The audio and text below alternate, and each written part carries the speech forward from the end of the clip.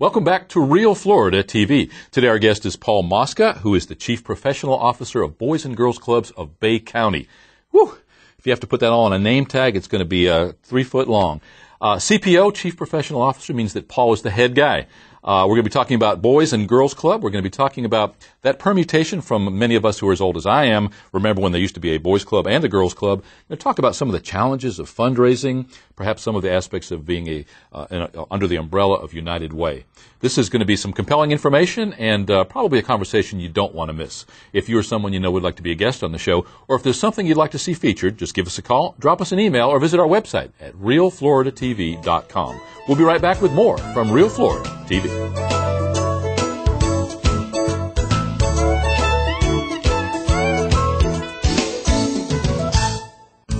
At Northwest Florida Community Hospital, we say we treat you better than family. But did you know that we offer a full complement of women's health services, including state-of-the-art diagnostic mammography, clinical breast exams by certified specialists, soft mammography for your comfort, all-female mammography technicians, and state-of-the-art osteoporosis screening.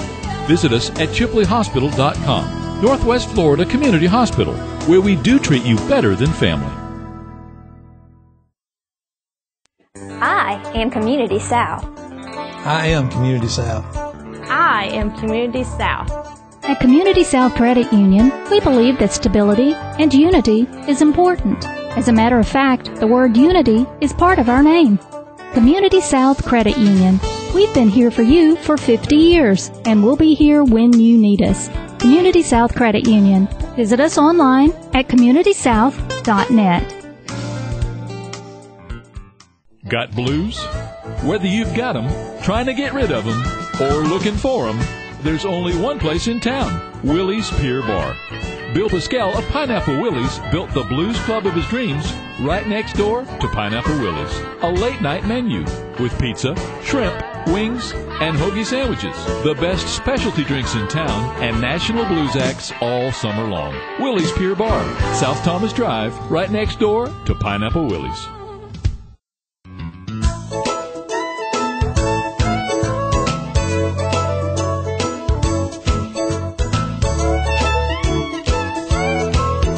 Welcome back. As mentioned, our guest today is Paul Mosca, the Chief Professional Officer of Boys and Girls Clubs of Bay County.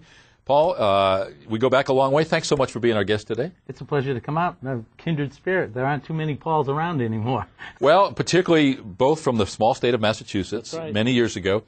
Wow, so much to cover, so much to discuss. You know, you are in a position that probably few people, especially in today's business climate, find themselves. For 37 years, working with boys club organizations, first in Massachusetts and for the last 20 years in Bay County, Florida. First of all, thank you for all the good work you do. But second of all, we're going to get to the tougher parts. Let's go to the nuts and bolts. What is Boys and Girls Clubs? Boys and Girls Clubs is part of the National Organization of Boys and Girls Clubs of America. Been around officially since 1906, actually formed in Boston, Massachusetts. 13 organizations got together and decided to put together a national movement at that point, and has grown. And over the years, Herbert Hoover actually was a big supporter of Boys and Girls Clubs of America. We're chartered by Congress. Our honorary chairperson is the President of the United States, and has been thriving. Now more than 4,000 clubs, serving more than 4.6 million kids nationwide. Huge. Huge organization. You know, when I was 7, I learned how to swim at the Boys Club. When I was 8, I started learning how to box at the Boys Club. Probably did a lot of my developmental progress, learned how to get along with kids or not at the Boys Club. Had an argument at the Boys Club, you took it into the ring.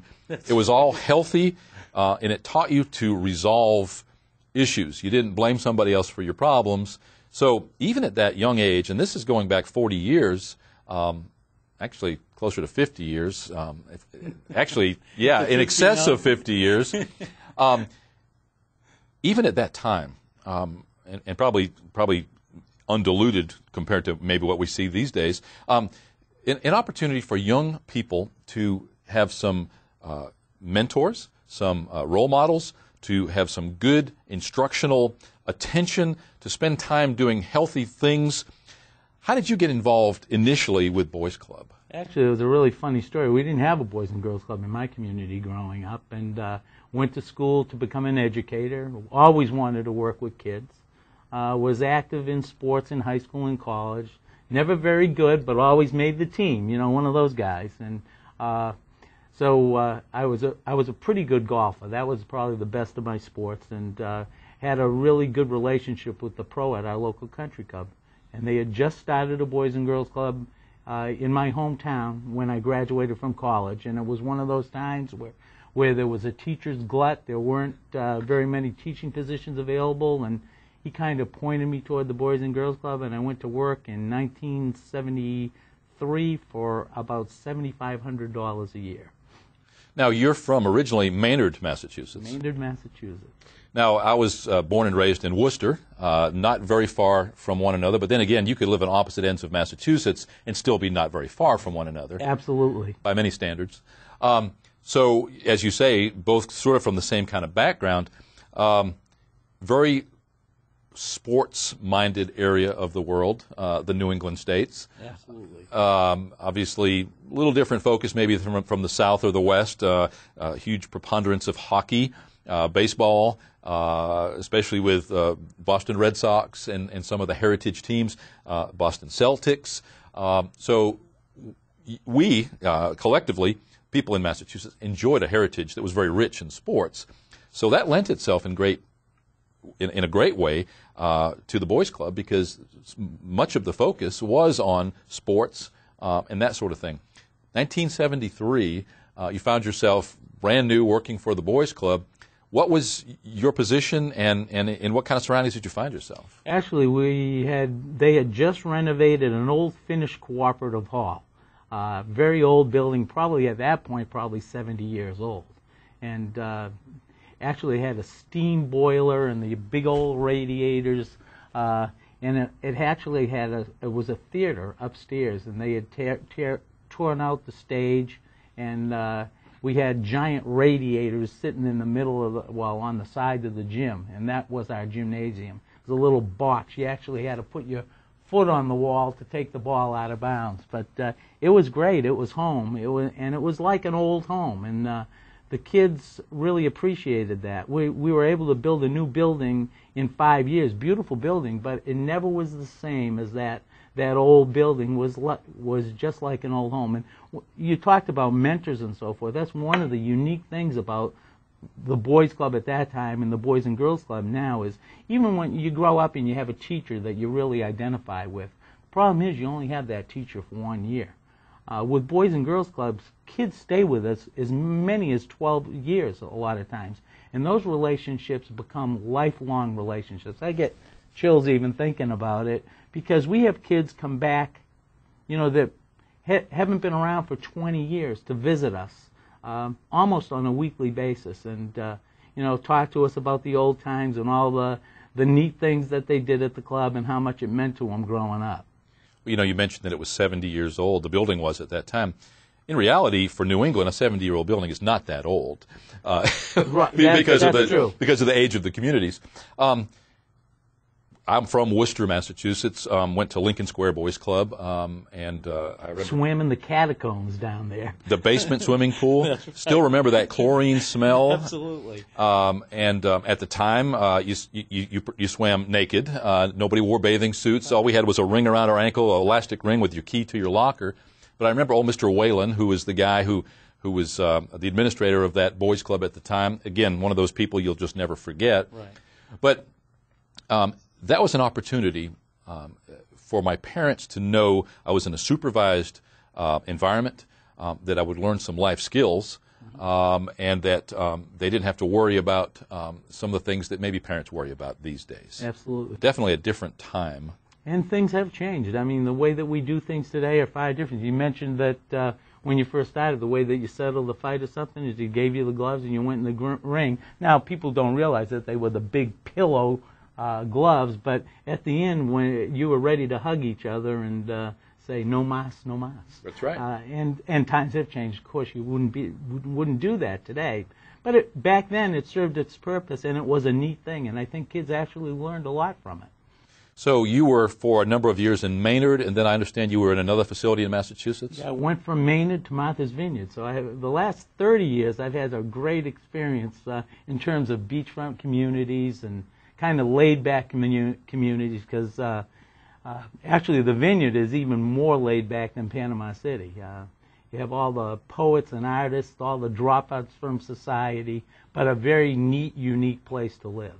Yeah, and one that basically dries up and rolls and gets rolled up and put into a closet for the wintertime. Absolutely, and people don't realize it, but Dukes County is the poorest county in all of Massachusetts. Most of the people that live there year-round are service industry people, fishermen or work in the hotels, and that's basically it. And yet in the summertime, lots of money spent there. Yep. America's Playground there on Cape Cod. And so obviously quite a dynamic change. Well, when I was there, and I'm sure it's grown a little bit, not that much, the population was about 12,000, and the summertime population was about 140,000. A very big difference. I remember that traffic not being able to move. You know, people on the Strip in Panama City Beach think that the Strip, when people are cruising, is bad. Well, you know, you had gridlock on the whole island. Sure. Back then. But great bike paths. They always had great bike paths on the island. And wonderful beaches. Yes, wonderful. So you spent 17 years collectively in Massachusetts as an executive director before they changed your title to chief professional officer, which basically you're still the head guy. You're still the administrator. Basically what it means is I get to clean the bathrooms one less time a week than anybody else, really. So you've been in Panama City now for 20 years. Yes, sir. And if I met you not long after you moved here, and time certainly flies, but what did you find yourself as far as maybe a culture shock coming from New England to Florida, coming from luckily from a beach community to a beach community? What did you experience when you came to Panama City? Actually, there really wasn't very much of a difference. Kids were basically the same. Actually, I noticed one thing, a lot more respect from the children here at that time. I don't know whether it's the same now, but everything was yes, sir, yes, ma'am, no, sir, no, ma'am. You didn't have that. We didn't grow up with that. Not that the kids didn't have respect. That just wasn't part of the culture up there. It was yeah or no or yeah. But here it was yes, sir, yes, ma'am. And that has changed. You don't see as much of that anymore as you did at one time. Well, you know, and so prevalent in New England are the gangster activity and the mobs and all of that organized crime, and that made it a little harder edged. I learned very quickly when I was young that you didn't smart off to somebody because you would literally get held, you know, over a bridge and threatened to let go. And you learn really quick. It's kind of like the Old West. When everybody had a .45 strapped to their side, you didn't have so many smart butts walking around because if you smarted off to somebody, you were no longer a part of the community. You were gone. And I don't know that wasn't a better time because there was some self-policing there. That's true. My communities were pretty much suburban communities. I didn't have that much of that in my communities. Pretty much bedroom communities, a lot like Panama City and a lot like Chipley, I would imagine. Really nice communities, good communities to bring kids up in, but did have their bad sections of towns. And mostly the things that we dealt with was economic depravity. People didn't have money. Especially when I first started, a lot of segregation, a lot of racial tensions, things of that sort. And fortunately, those things have gotten better, while a lot of other things have gotten a lot worse. Heard on the news this morning that last weekend in metropolitan Chicago, there were 54 shootings, and 10 of those resulted in deaths. One weekend, from Friday night to Sunday night. So when you do get into an urban environment, which that part of New England finds itself now, even what used to be suburban, it now becomes more of the urban sprawl, you have those issues. Luckily, so far, we're fortunate here in the Northwest Florida area that we don't have a preponderance of that. So certainly that figures into the dynamic of what you do in the Boys and Girls Club. We do have some gang issues, though, in Panama City. In fact, I've served on the gang task force down there, and there are some issues in terms of gangs and so forth, but hasn't gotten very bad. as yet, and a lot of that is because our police and sheriff's department in Panama City have really tried to stay in front of it, and have done a good job doing that. Well, I think, too, the tourism aspect sort of polices the rest of the community. And when you make most of your income, as Bay County does, as Northwest Florida does, from tourism, there's a fine eye on making sure that things stay clean. Absolutely, absolutely. I think that's very important. And the police and the fire people, all of our people that work with those fields are really cognizant of that and do a good job. Well, Paul, we're talking about your basic organization. We're talking about some of your challenges. I'd like to get a little bit more into how you raise your funds, maybe some conversation about some of your challenges, about how you fund. Would you stick around for the second half of the show? Absolutely. Happy to. We'll be right back with more from Real Florida TV.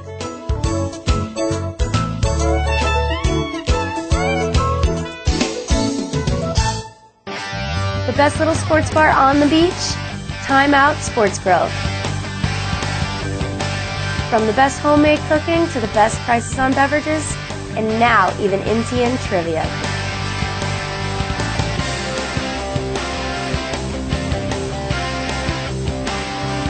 Time Out is located on Thomas Drive, just south of the Navy base. And make sure to tell them I sent you. I am Community South. I am Community South. I am Community South. At Community South Credit Union, we believe that stability and unity is important. As a matter of fact, the word unity is part of our name. Community South Credit Union. We've been here for you for 50 years, and we'll be here when you need us. Community South Credit Union. Visit us online at communitysouth.net. I can find all the affordable fashions I want at Julie's Consignment. I can find a casual outfit, I can find business attire, and I can even find a formal dress.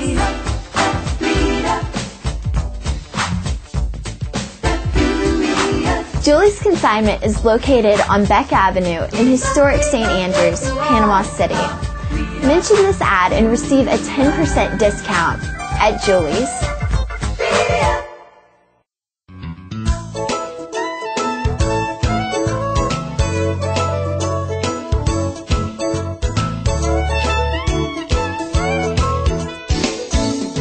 Welcome back. As mentioned, our guest today is Paul Mosca, the Chief Professional Officer of Boys and Girls Clubs of Bay County. So we've discussed a little bit about the old days, the Boys Club. At the time we had the YMCA, we had other organizations. You are now Boys and Girls Clubs. Yes. When did that change happen, and what prompted that, and what kind of dynamic issues do you face? Actually, it was a very interesting story. Back in the early 70s, when the women's movement was at its height, Worcester was one of the clubs, actually, that had been sued. There were, at that time, about 800 to 1,000 boys and girls clubs, mostly in the bigger cities, and there were only about 150 to 200 girls clubs nationally. So a lot of big cities found themselves with a boys club but no girls club organization. Very, very few cities found themselves with a girls club and no boys club. So people were looking for the programs that those organizations ran. And women were upset that there was no programs for their children.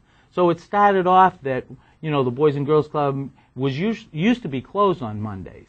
So they would open up on Mondays and allow the girls to come in, or they would start opening one day a week, boys and girls. And then there were lawsuits, and for years the Boys and Girls, the Boys Club was losing the lawsuits.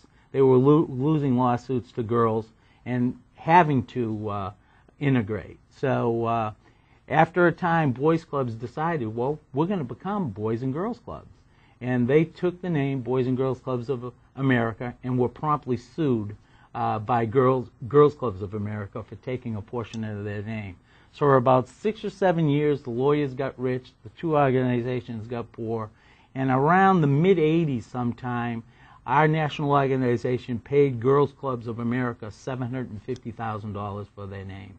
They became Girls Inc., which is still a very vibrant, very good organization, and we became Boys and Girls Clubs of America. Now, let's stick with the Boys and Girls Combined organization to start. How has the organization changed? How have your offerings changed? I know some of it is probably going to be very apparent, but what has that done to change the complexion of the organization? Well, at first, it definitely changed the atmosphere in the organization. Being an all-male organization, there were things that you could do that you don't do naturally now. And, well, the nude bathing is one for sure. So, things definitely changed. And at the beginning, I wasn't really very much of a proponent of it, but it really has taken on a new life, and it really has helped our organization nationally. We weren't eligible, during that time for federal funds or anything because we were a single-sex organization. Now we are eligible for federal funds. Not that we get that many, especially in this economy, but we are eligible now. And it has changed the dynamic. It's great in terms of teaching both boys and girls how to handle relationships at young ages, to build trust between the two sexes and so forth. And it really has worked out well. If I were to have my ideal club, though, because I do believe that there are certain activities that are predominantly girl activities and certain activities that are predominantly guy activities, I would build a club, if I had the money, that had a boys' wing, a girls' wing, and then a wing in the middle that were for activities that they could do together. And certainly if there was a boy that wanted to participate in those girl activities, fine, that's great. One of the things that I'd certainly put in the middle would probably be something like cooking classes.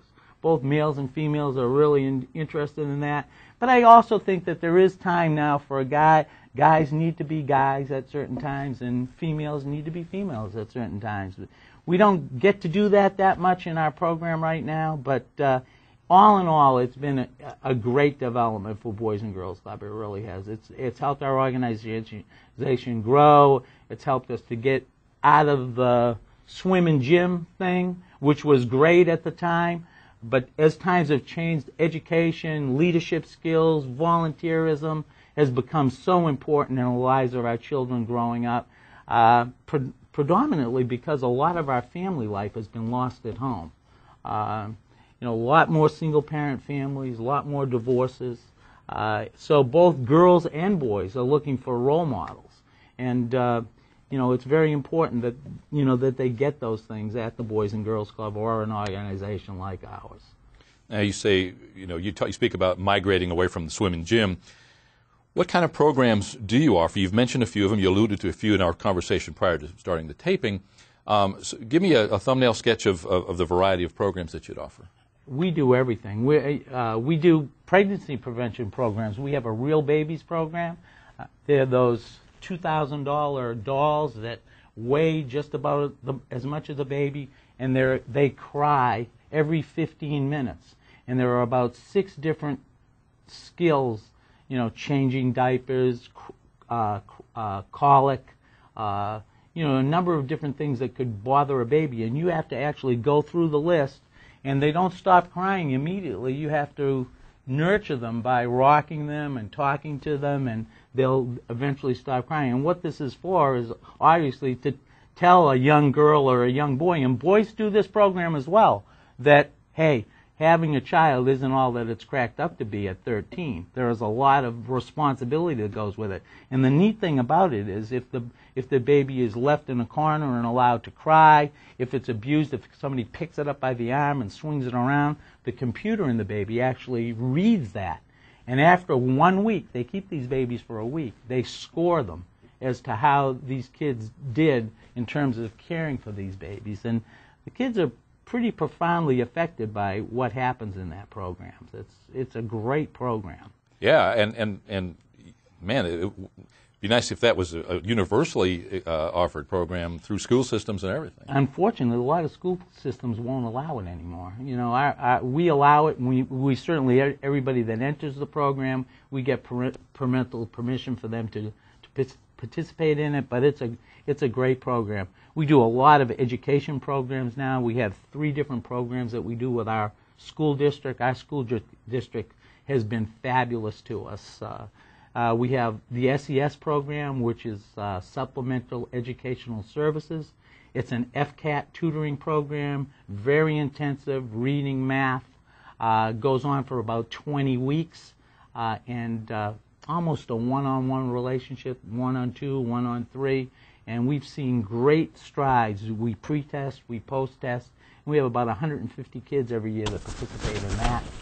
We do a general homework program that every single kid that comes to the club after school, which depending on the time of year, we have 4 facilities in Bay County, averages between 450 and 600 kids a day. Every single kid that comes through the door, not in the summertime, but during the school year, has to spend 45 minutes to an hour, depending on the facility, on their homework. And they get assistance with their homework. We talk to the teachers. So it's very important, and we do that with the Department of Education in the state of Florida. And then we also have a 21st Century Grant. A lot of communities don't want to deal with adolescents and teens, so they are left out of a lot of programs, and that's the very age where the programs are needed the most. Of course, you have different issues. You have the sexual issue, you have the physical issue, the trauma, all of the stuff that goes into working with a teen. But it's very important that those people have a place to go. Those kids need a place to go. And we started a 21st Century Grant to deal with kids 11 to 18. And again, it has an educational component. We do karate with this program. We have a very good art program with Abracadoodle. We do a drama program, and it's a great program, and it really has increased our teen membership considerably. So this is not just a built-in babysitter for a family. This is not just a place to put your kid to get rid of them. If he is going to participate, there are certain things that are going to be expected of him, such as the homework program. Oh, absolutely. That sounds great. If they're going to come to the club, they're going to participate in our program. Unfortunately, a lot of the parents look at us as a babysitting service, and in a way we are, but really what we are is a youth development organization. We are there to make their children better. It's a great thing for your kids. It's just an unbelievable thing for your kids. There's a reason why it's the charity of Major League Baseball. It's a reason why LeBron James took all of the money from his Decision special and donated it to Boys and Girls Club. This is the reason why Denzel Washington has been the national sports spokesperson for about 15 years. It's a great organization. Thanks for all you do, and thanks again for being here. Thank you. Appreciate it. You're watching Real Florida TV. We're here with Paul Mosca, Chief Professional Officer of Boys and Girls Clubs of Bay County.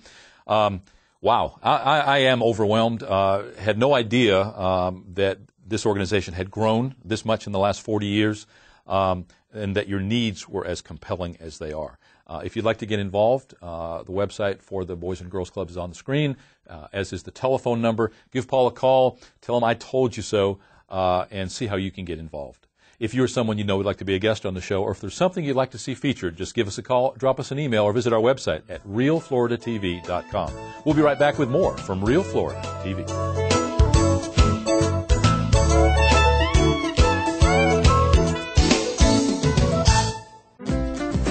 I'm Wanda Hicks. My business here is Estate Treasures, 500 Harrison Avenue in beautiful downtown Panama City. We've always got jewelry for that someone special. Lots of sterling silver, which is very popular right now. Lots of collectible items, home decor gifts. We carry Fiesta china. We offer a very pleasant and light-hearted, fun place to shop. We've got something for everyone.